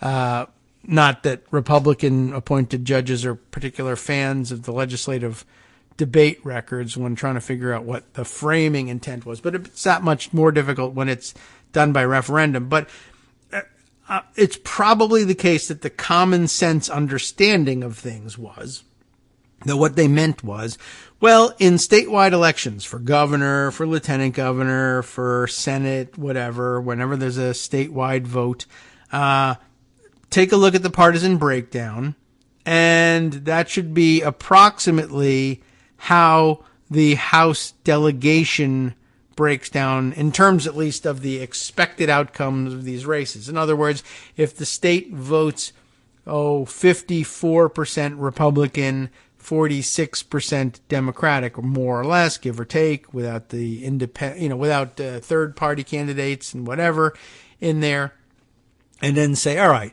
well, if you draw the line such that Ohio's congressional representation can be expected to be more or less 54 to 55% Republican, and that might break down to one more Republican in the House delegation than Democrat, as closely as you can approximate it with those small numbers, then you'll be in good shape. But they weren't satisfied with this. Republicans are, of course, used to gerrymandering things so dramatically that they'll come away with a 7-3 advantage in the Ohio delegation. I don't remember offhand how many House members Ohio actually has. It's a relatively easy thing to remember if you're in Ohio, perhaps, or easy to look up, and I invite you to go ahead and do that and send us the note. But remember what the Republicans did was that they said they ended up coming up with some kind of weird formula where they said, oh, well, it just says the statewide results should dictate how we break this down. And the statewide results are, in the last 11 statewide election contests we've held, Republicans have prevailed in 10 of them. Or something like this. We can simplify the math, though, and say in the last 10 elections, they've prevailed in 9 of them. And so, therefore, that's 90% success in electing Republicans statewide. And so, therefore, the Ohio delegation to Congress should have the districts drawn such that you should expect that 90% of the seats in the House will go to Republicans. And that's just one of the most absurd interpretations of it. But I guess, maybe there's nothing in the language of the referendum that defined, well, how do you, what do you mean statewide results? I mean, that was ridiculous, but it was there. It was an argument to be made. But the Ohio Supreme Court said, no, that's not it. And you got to come up with a better one. And it's basically going to be along the lines of the common sense interpretation of statewide election results. And basically they've since said, well, no, we're not going to do it. Or here's a map, but it's the map drawn to the best we can do for Republicans, not balancing things. And the court keeps sending it back. And apparently the legislature now says, there's just no such thing. You can't make us do this. And we'll see where this goes.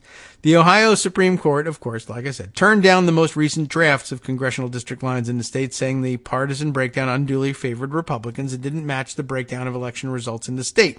In the court decision, the court majority ruled that within 30 days, the General Assembly must pass a plan that complies with the Constitution. That's a straight quote from out of the court decision.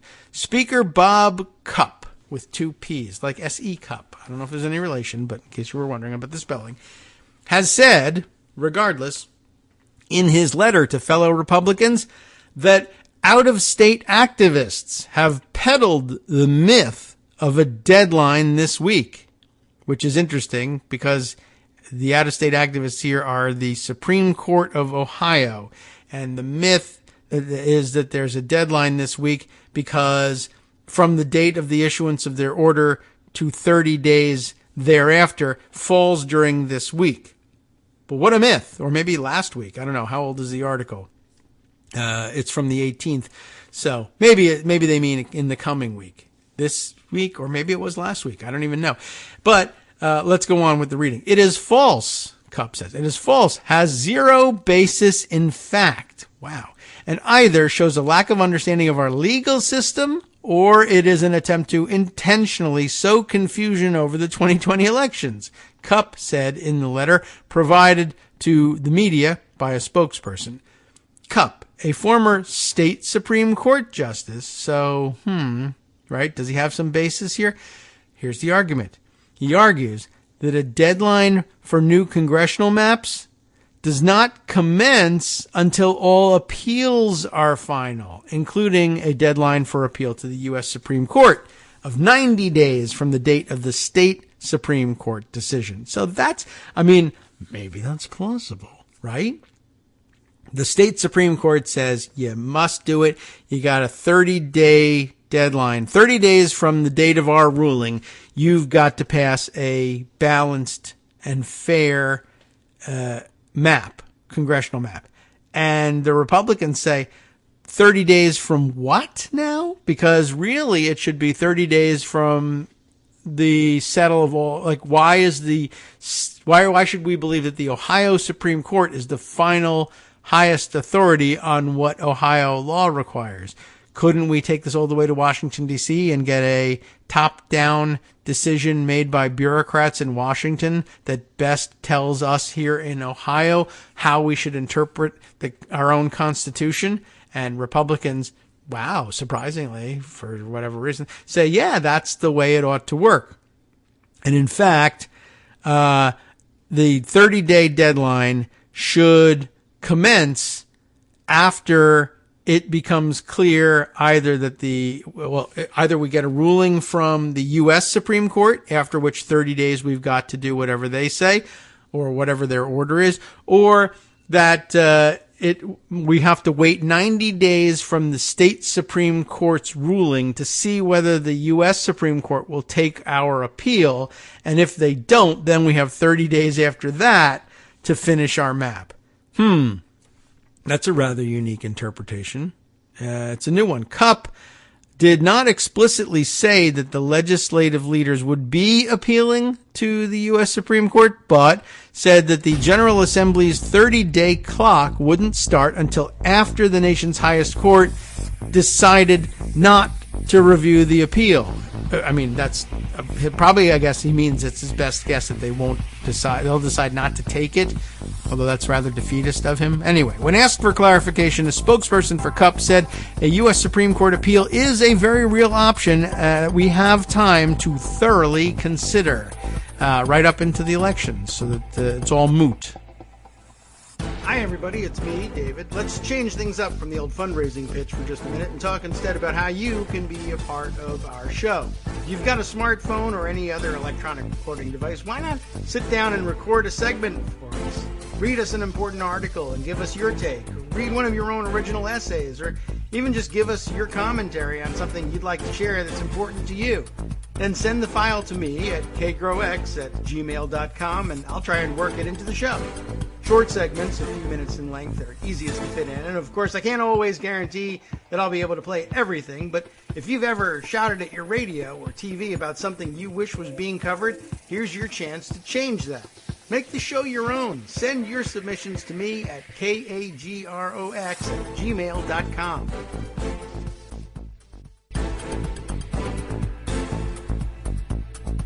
All right, welcome back now to the Kagro in the Morning Show here on Netroots Radio. Let's see. We got a couple other things have popped up on the screen here during our break, but let's finish reading about Ohio here because it's complex and weird and just one of those things you just can't believe that this continues to go on for as long as it has in Ohio. Where were we? Yes, right. Cupp's spokesperson said that a U.S. Supreme Court appeal is a very real option that they have time to thoroughly consider. The final date to appeal, Cupp states, based on the state Supreme Court's decision date of July 19th, is October 17th. So just a little closer to the midterm elections than currently. So let's see. The court made its decision on July 19th, which means that July 18th, the end of last week or so, would have been the 30-day deadline that normal people would say applied to the Supreme Court's directive to the legislature. So they say it's actually October 17th. And so therefore there is no state constitutional requirement to draw new congressional districts for the 2024 election cycles before then, Cupp wrote there. So in other words, I don't even know what the heck we're talking about here. I assume that they were ordered to do this before the 2022 elections. But now I guess this could be interpreted as meaning they don't have to do anything before 2024 for some reason. This is the third time the General Assembly has been asked to redraw congressional maps. The last time the state Supreme Court rejected the maps, the General Assembly didn't take action, and the effort moved, as was ordered by the Ohio Supreme Court, to the Ohio Redistricting Commission. I guess the first time around they said, all right, well, you are ordered to redraw the lines, and if you don't do it, then we will ask a Ohio Redistricting Commission to redraw these lines in compliance with the order, with our order about the interpretation of what the statewide referendum that resulted in a constitutional amendment says. So, no mention of the U.S. Supreme Court appeal was brought up at that time. That is when they ordered the Assembly to redraw the map the first time. They didn't take action, and they sent it to the Redistricting Commission. Nobody mentioned the U.S. Supreme Court, despite the fact that Cupp was House Speaker and co-chair of the ORC, Ohio Republican I don't know what, conference inside of the... Okay. At any rate, after being rejected in January, new congressional maps were passed by the ORC in March. Cup's compatriot in the other legislative chamber, Senate President Matt Huffman, commented to media saying no action is expected from the Ohio Senate on congressional maps. A spokesperson for Huffman did not comment other than to confirm the accuracy of a dispatch story, Columbus Dispatch, in which Huffman said the Ohio Supreme Court does not have the power to dictate the Ohio legislature's duty in redistricting. He also said the U.S. Supreme Court could definitively answer the question of redistricting authority in Ohio. The ACLU of Ohio, which has been a party in several of the legal challenges to congressional and legislative redistricting, called Cup's legal argument a gambit at the 11th hour. Frida Levinson, legal director for the ACLU of Ohio, said the Ohio Supreme Court ordered the legislature in no uncertain terms to draw a map by tomorrow. That would have been Friday of last week, I guess. Because the OSC's order to draw a new map ruled purely on matters of Ohio law, it is not appealable in federal court, said Levinson, so there is no legitimate way to try to extend the Ohio Supreme Court's deadline. Well, that's just like your opinion, man. All right, well, we'll wait and see, I guess, because no one's willing to force the Ohio legislature to do anything. It's not like they're going to send the governor's not going to do it. He's on their side. So there's no authorities available to do any of this. I suppose the Ohio State Supreme Court might have marshals. We don't know. But it's one of those, how many divisions does he have kind of questions, I guess, for the Ohio Republicans. They just say the court doesn't really matter to us. And, right, the Senate president here says it's a separation of powers issue, basically, that there's no power for the state Supreme Court to order the legislature to do anything, which on the federal level, I guess it's one of those weird, unprecedented, untested constitutional, well, not untested, really. On the federal level, there would be some analogous material, right? Well, I don't know exactly what, but it makes sense to make an analogous argument about separation of powers. I don't know what the Ohio State Constitution says about the separation of powers, but they tend to mimic the federal constitution on that. But it really is pretty amazing. It's just one of those things you learn that when push comes to shove, Republicans don't really care about, the rule of law. They don't really care about the sanctity of the vote. They don't really believe in democracy. This is just, a great illustration of it. The people were asked directly, what do you want your Constitution to say with respect to redistricting? And they said, we just want it to be fair. We just want it to reflect who we are and how we vote. And the Republican state legislature just says, well, we don't. We want it to reflect who we are. That is, the Republicans, the majority in this legislature, want Republicans to win more seats, and we're going to draw it that way. And it doesn't matter what the court says. And that, that should be disturbing to the people of Ohio. I don't know whether it really is or not. I mean, it's certainly disturbing to the Democrats in Ohio. But anyway, I just thought those two made very interesting stories side by side, right? It doesn't matter what the election in Kansas said. We're going to recount this thing until it comes out our way. And in Ohio, it doesn't matter what the people of Ohio have said. We're going to redraw these districts until things come out this way, our way. And it doesn't even matter if the Ohio State Supreme Court agrees with the people of Ohio. Tough. Wow. I mean, I don't really know what you do with that.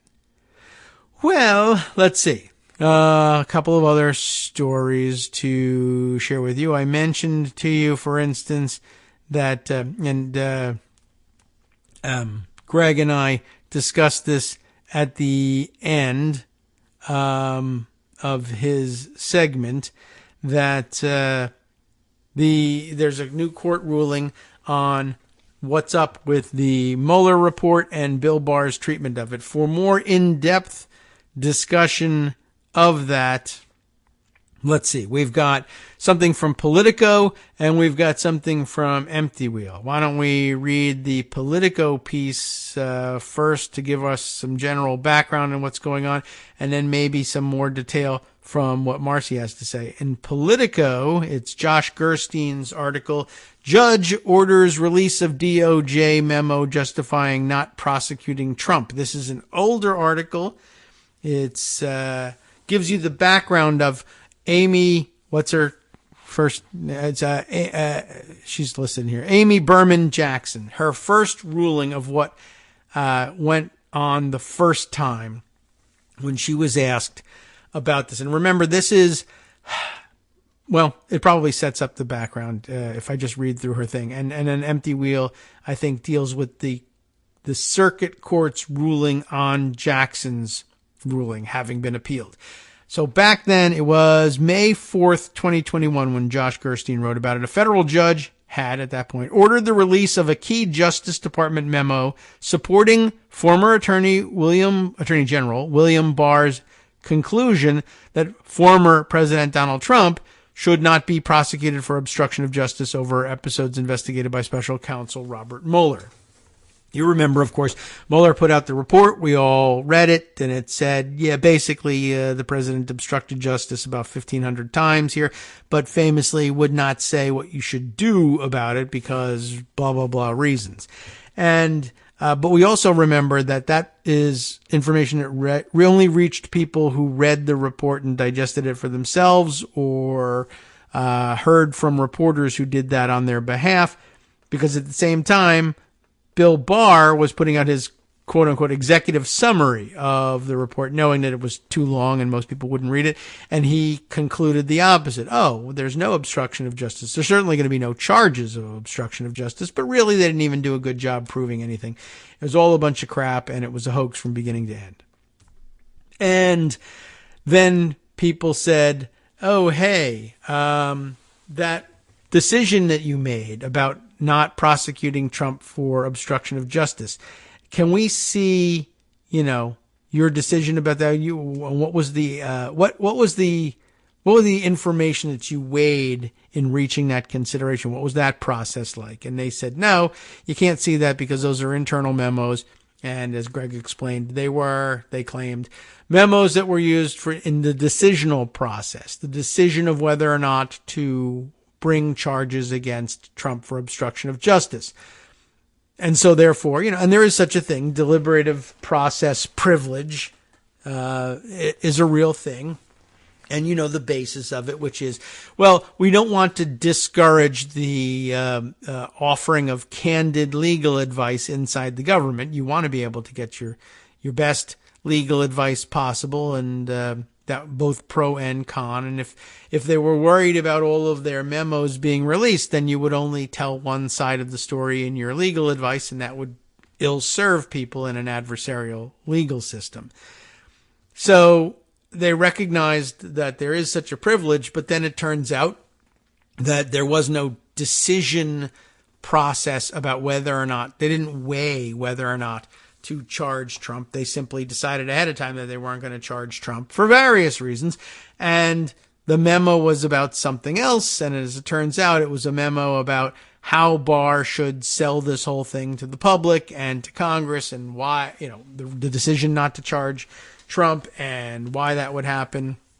And then, of course, his whole, garbage interpretation of that he put in his executive summary. But yeah, without spending too much time on it now, before we can consider what Marcy wrote about it, the court did seem to say that too might have been a legal or legally acceptable reason to withhold this memo from publication. That the decision of how to advise, or rather the advice that was going to be given to the Attorney General, how to handle the announcement to Congress and to the public of the decision not to charge, even though the decision was knee-jerk, the strategy of how to approach the PR of it might, under the right circumstances, be protected from release under the Freedom of Information Act. But you blew it by not actually saying that you wanted us to consider that. And you brought it up after the fact once we told you that the excuse you were offering us wasn't good enough. And that's a problem. Anyway, back to the background of how this first started, right? U.S. District Court Judge Amy Berman Jackson, sorry, stumbled over the name there, issued the ruling in a withering opinion that accused Barr of being disingenuous when describing Mueller's findings and found that the Justice Department was not candid with the court about the purpose and role of the 2019 memo prepared by Justice's Office of Legal Counsel. You know them. We hear about the OLC all the time. In response to a Freedom of Information Act lawsuit, the Justice Department attorneys argued that the memo was part of the process of advising Barr on whether Trump should be prosecuted. But Jackson said the analysis consisted of a post hoc rationalization of a decision already made. The review of the document reveals that the Attorney General was not then engaged in making a decision about whether the president should be charged with obstruction of justice. The fact that he would not be prosecuted was a given, wrote Jackson, an appointee of former President Barack Obama, by the way. Jackson linked Justice Department's efforts to keep the memo secret to Barr's initial description of Mueller's conclusions, declaring both efforts misleading. Not only was the Attorney General being disingenuous then, but DOJ has been disingenuous to this court with respect to the existence of a decision-making process that should be shielded by the deliberative process privilege, she wrote. The agency's redactions and incomplete explanations obfuscate the true purpose of the memorandum, which I've read, and the excised portions belie the notion that it fell to the Attorney General to make a prosecution decision or that any such decision was on the table at any time, which I think we all really knew, and they were saying as much. The OLC policy says you don't charge a sitting president with these things. I mean, you can tackle it if he's a Clinton, but anyway, you can't indict a sitting president, except when you can. The Justice Department attorneys also argued that the memo is covered by attorney-client privilege, but Jackson said much of it didn't seem to contain legal advice or conclusions. So the court is not persuaded that the agency has met its burden to demonstrate that the memorandum was transmitted for the purposes of providing legal advice, as opposed to the strategic and policy advice that falls outside the scope of the privilege, the judge wrote. Jackson noted that another D.C.-based federal judge, Reggie Walton, previously criticized Barr's early description of the Mueller report. She said that criticism was well-founded. Jackson released her opinion in part Monday, this is way back in May of 21, after reviewing the memo herself, a process which she noted that the Justice Department strongly resisted. She withheld some portions that include the details of the memo from the version of her decision that was made public. The Justice Department can appeal Jackson's decision to force release of the memo, and apparently they did, and that's where we are now. The results of that appeal are out. A department spokesperson did not immediately respond to requests for comment on the ruling. Efforts to reach the former officials named in the decision for comment was not successful. The Freedom of Information Act suit Jackson ruled on Monday, way back in May of 21, was filed in 2019 by Citizens for Responsibility and Ethics in Washington. Again, they're at the forefront of this stuff. While it is unclear if it influenced her ruling, Jackson had a close-up view of one of the biggest firestorms of Barr's tenure as Attorney General. His decision to overrule frontline prosecutors and effectively withdraw their recommendation of a 7 to 9 year sentence for Donald Trump's longtime advisor Roger Stone on charges of lying to Congress and witness tampering. Jackson, who was the judge in Stone's trial, was openly critical of Barr's move, but made it clear in court that she believed it deviated from the administration's stated policy on sentencing matters. Jackson wound up sentencing Stone to 3.5 years in prison, but Trump commuted that sentence and eventually pardoned Stone outright. So now, we jump forward in time to the results of that appeal of Jackson's initial decision. that the memo should be released. So we know what the results are. Here's Marcy's treatment of it. Under the title, she really loved the Latin of it, demands for sua sponte do-overs and Billy Barr's thought experiment about Trump's criminality. We'll explain what sua sponte is when we get to it. In a post last year about what was then a still heavily redacted Amy Jackson Berman opinion ordering DOJ to release a Barr memo covering up the Mueller investigation, that is Marcy, wrote that this might finally be the case where DOJ would be held accountable for BS, she says the whole word, my goodness, BS claims made in service of protecting secrets in FOIA cases.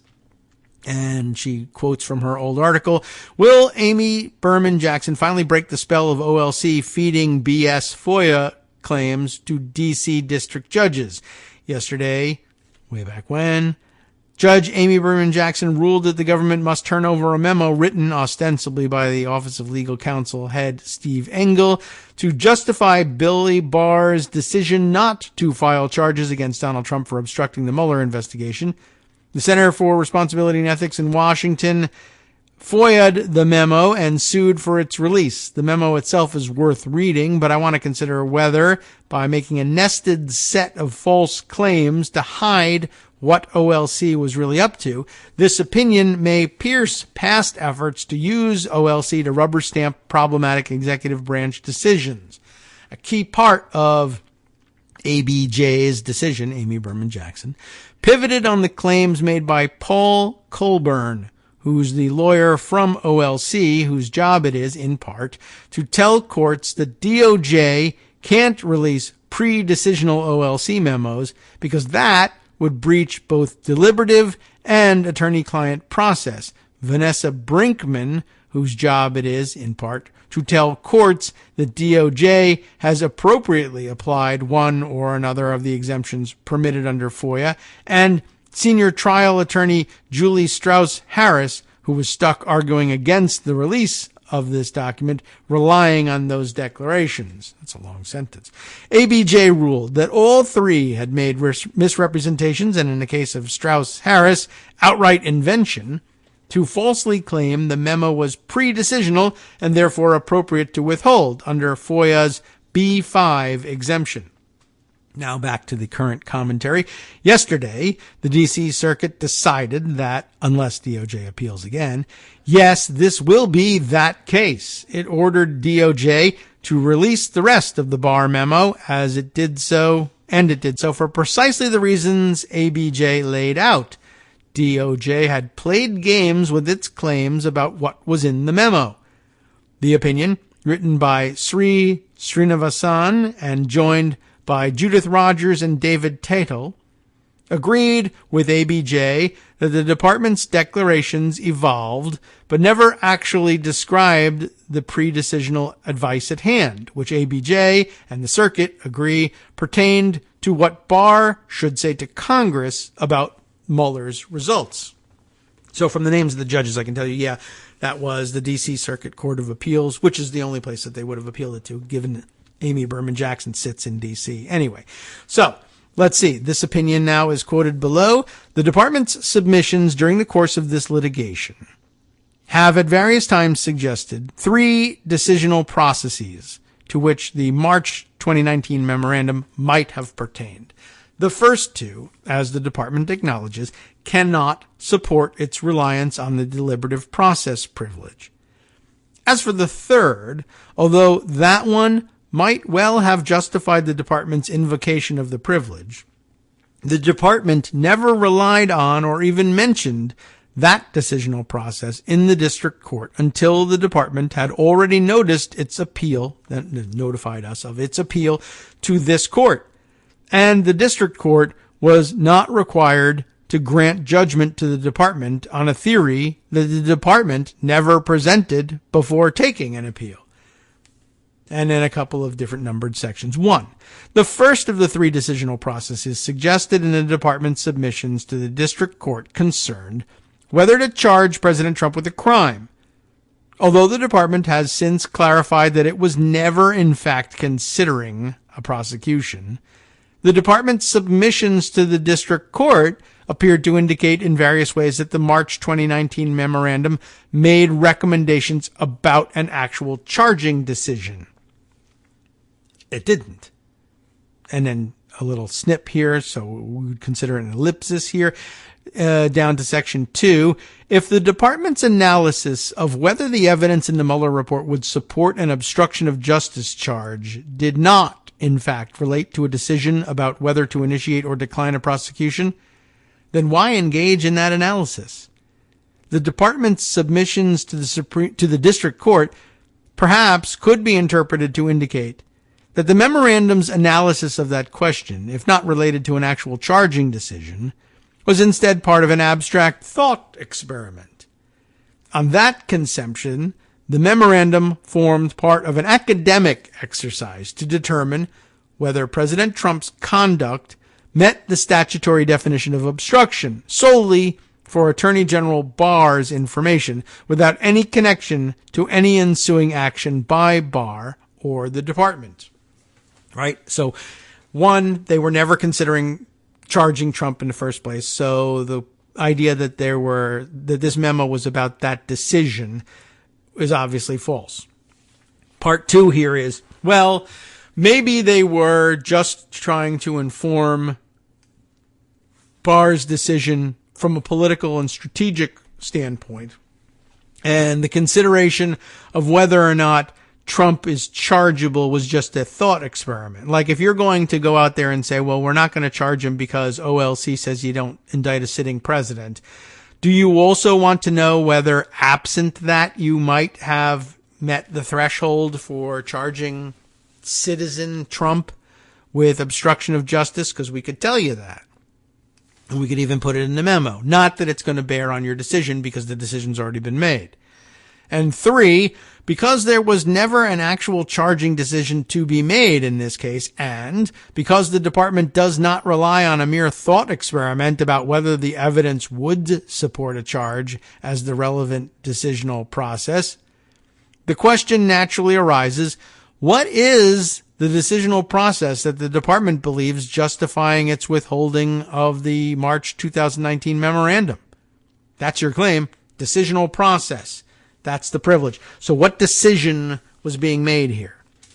The department's answer, per its briefing in our court, the D.C. Circuit Court of Appeals, is that the memorandum, quote, was intended to assist the Attorney General in deciding what, if anything, to communicate to Congress and the public about whether the evidence recounted in the special counsel's report was sufficient under the principles of federal prosecution to support a prosecution.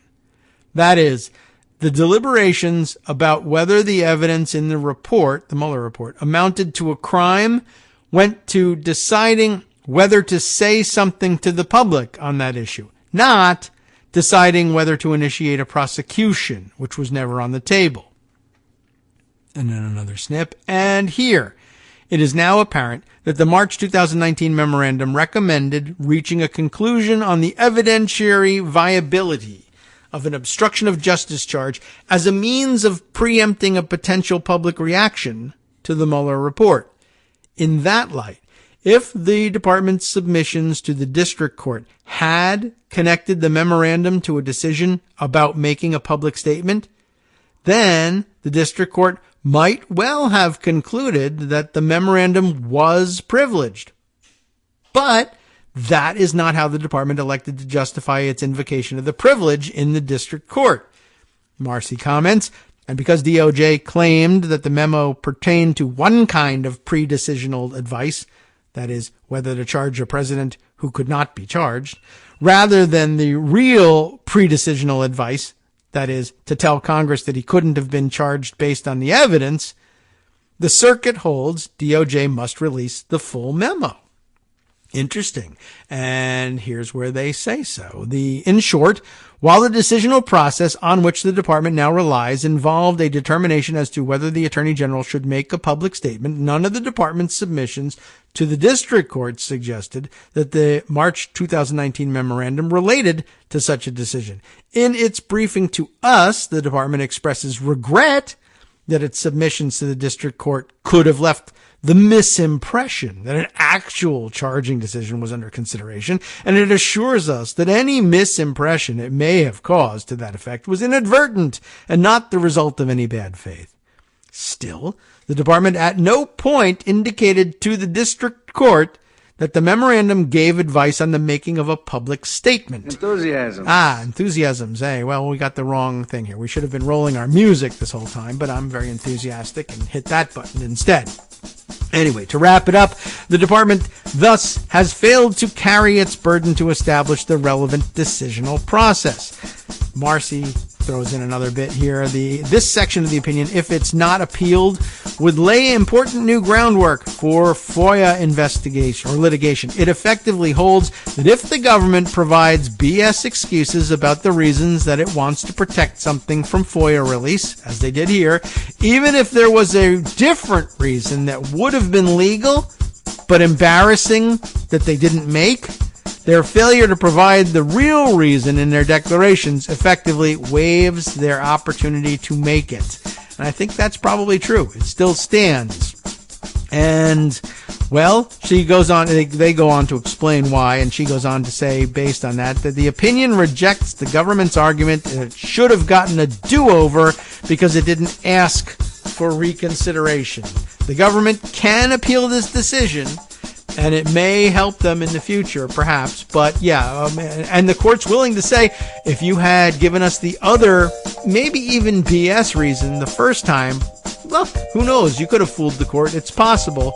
But you're going to have to make these decisions on your own, and you can't wait until the last appeal to do it. I think that's solid. From netrootsradio.com, you have been listening to Kagro in the Morning with David Waldman. All right, time for us to hand the microphone over now, and I hope his is well positioned, to Justice Putnam for the West Coast Cookbook and Speakeasy. Lots of news from around the country and around the world, including, let's see, the equality language in the Minneapolis teacher contract has ignited a firestorm among white conservative groups. I can't believe it. Stay tuned to find out why.